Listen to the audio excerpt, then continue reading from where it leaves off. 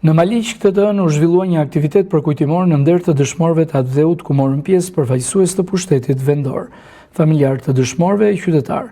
Aktiviteti u organizua në shenjë respekti e mirënjohje për sakrificën e atyre që dhanë jetën për lirinë e vendit, duke përcjellë mesazhe reflektimi e vlerësimi për kontributin e tyre në vite. Gjithë ne,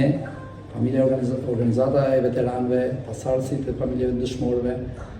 mblidhen në këtë ditë për të përkujtuar gjakun e veteranëve. Ne si pushtet lokal patjetër kemi atë ngarkesën tonë, kemi peshën tonë, kemi përgjegjësinë tonë për të mbajtur lart jo vetëm emrin e atyre që derdhen gjakun në lulen e rinis, por në fundit për të përmirësuar gjithmonë ato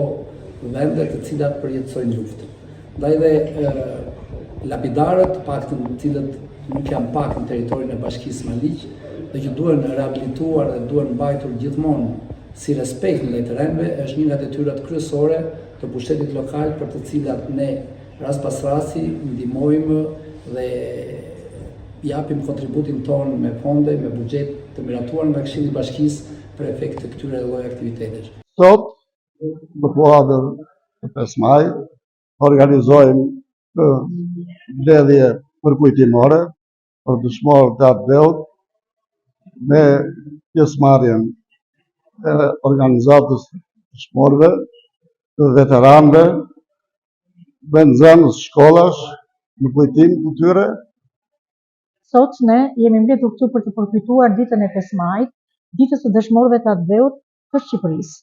Aktualisht unë sot po jap një mesazh për rinjin, për nxënësit e shkollave, të cilët duhet ta njohin historinë e Atdheut, duhet të njohin